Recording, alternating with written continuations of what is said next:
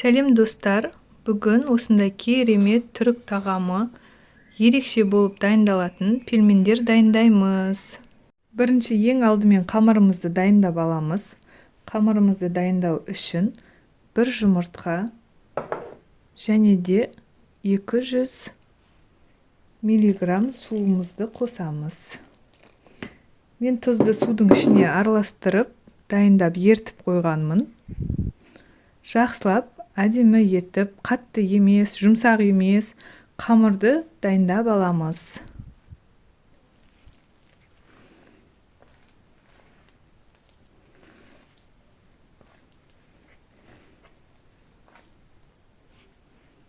Мен 500 грамм ұнды пайдаландым. 500 грамм ұнға бір жұмыртқа және де шамамен 200 миллилитрдей су кетеді.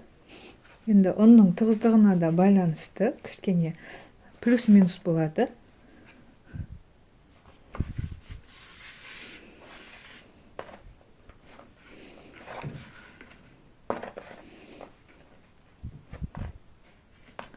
Қамырымыз дайын. Мінекей. Енді қамырымызды ұюы қанғанша осындай одноразовый пакетке салып қойып қоятын боламыз. Қамырымыз дайын болғанша ішіне салатын фаршымызды дайындаймыз. Салмасына сиыр етін тартып дайындап алдым. Ішіне кішкене құйрық май қостым. Пиязды осылай өте майда етіп тураймыз. Блендер болса, блендерден да өткізіп алсақ болады. Осы дайындап алған фаршымызға дәміне қарай тұзымызды және қара бұрышымызды салып, жақсылап араластырамыз.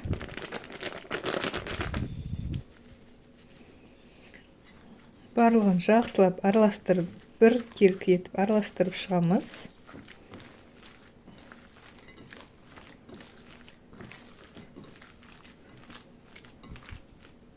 Мінекей фаршымыз дайын.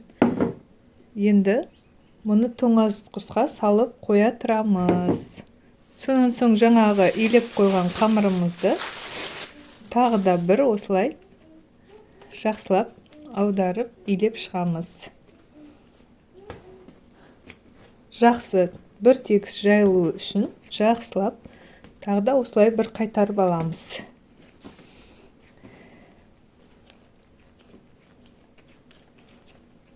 Мінекей осылай қайтарып болған соң тағы да бір шамамен 5-10 минутқа қоямыз.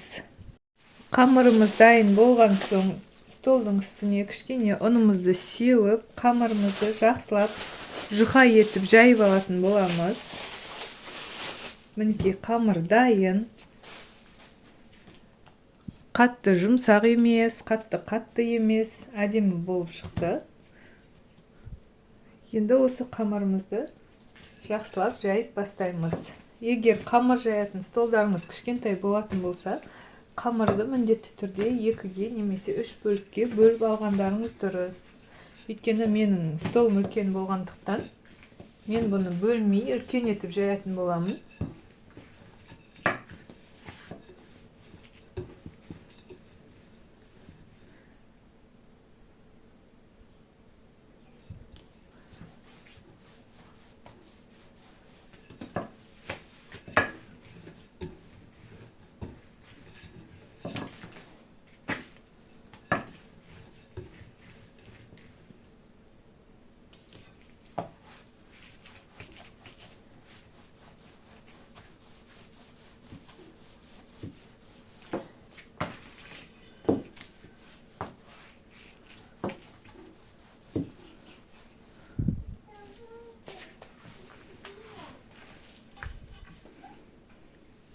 Мінекей қамыр осындай өте үлкен болып жайылып жатыр.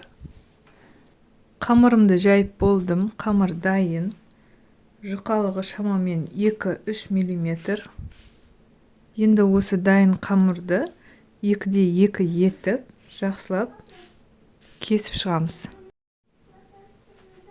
Мінекей осылай видеодағыдай шамамен көз мөлшермен турап төрт бұрышты етіп кесіп шығатын боламыз.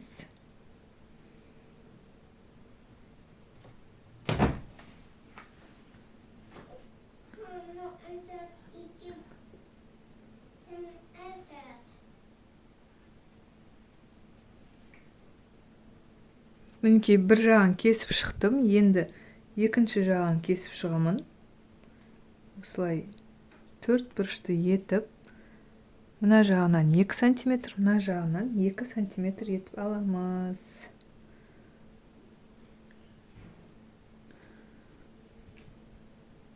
Енді кей жерінен қисық кетуі мүмкін, ондай міндетті түрде болады. Мінекей барлығын турап шықтым. Бір керкі етіп кесіп алдым. Осындай 4 бұрышты болады. Енді фаршымызды салып түйетін боламыз. Дайын кесілген қамырымызға осылай майда етіп фаршымызды салып шығамыз. Өте майда болады. Майда болғандықтан шілей көп салып жіберудің қажеті жоқ. Көп салып жіберсеңіздер, барлығы қамырдан шығып кетуі мүмкін. Осылай бәріне салып шығамыз.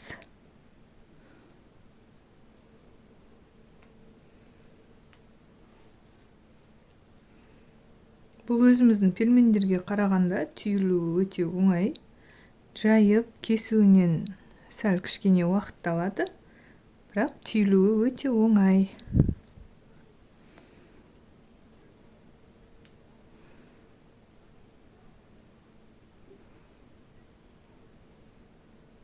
Мінекей осылай барлығына салып шығамыз. Барлығын салып болғаннан кейін түйуге кірісеміз. Бұны түйу үшін мінекей осылай аламыз да, бұлай екі шетін бұлайнан осылай жабыстырамыз. Және де мына жағында осылай қысып жабыстырып шығамыз. Мінекей осындай ерекше пельмендеріміз дайын болып шыға келеді. Енді дәл осылай барлық пельмендерімізді түйіп шығамыз. Мінекей өте оңай, осылай жабыстыра саламыз. Бұлай да және бұлай.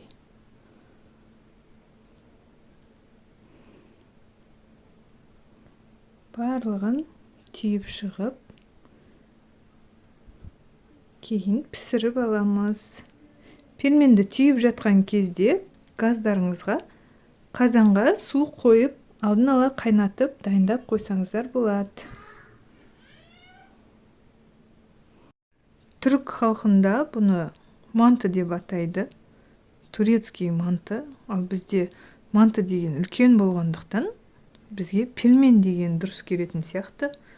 Сондықтан өте оңай түйілетін пельмендер. Негізі өзімізді және үйдегілерді, әке-шешемізді, жолдастарымызды қуантып, арасында осындай ерекше тағам дайындап тұрған дұрыс деп ойлаймын. Бұл өте ерекше, әдемі көрінеді көзге. Және де бір ерекше сезім, бір басқаша бір жаңа нәрсе сыйлайтын сияқты меніңше. Бұл тағамды дайындау үшін бір 2 сағаттай уақыт кетеді. 2 сағат дегені болмаса, өте дәмді болып шығады. Егер жандарыңызда көмекшілеріңіз болатын болса, онда тіпті тез болады. Мен барлығын бір өзім дайындағандықтан, менің 2-2,5 сағаттай уақытым кетеді бұл тағамға. Міндетті түрде дайындап көріңіздер. Сіздерге және сіздердің туыстарыңызға, жақындарыңызға міндетті түрде ұнайды деген ойдамын. Дайындап көріп, комментарияға қалай шыққанын жазып кетіңіздер. Менің жанымда кішкентай қызым да жүр. Көмектесіп, қамыр турасып, қамырды өзінше түйемін деп, кішкентай көмекшім. Мама, мен де жасайыншы деп жүр. Жасы не бар? 4 жаста. Ол да өзінше бір көмек беріп маған кішкене түйіп жатыр. Мінекей мен барлығын түйіп дайындап алдым. Енді осыларды осылай ыдысқа салып аламын да, барлығын пісіремін. Алдын ала қазанға суды қайнатып дайындап қойдым. Суым қайнап тұр. Енді соған салып пісіріп аламын. Мінекей су қайнап дайын тұр. Енді осы суымызға жаңағы пельмендерімізді салып пісіріп аламыз. Міндетті түрде араластыруды ұмытпаңыздар. Әйтпесе жабысып қалады.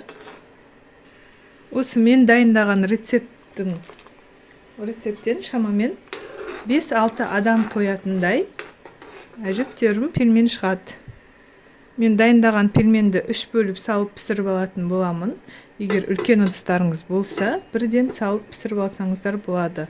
Осылай қазанның қақпағын жауып, шамамен 7-10 минуттай пісіріп аламыз. Пельмендеріміз дайын болып қалды. Қайнағанына 10 минут уақыт өтті. Енді осыны жақсылап ыдысымызға сүзіп салып аламыз.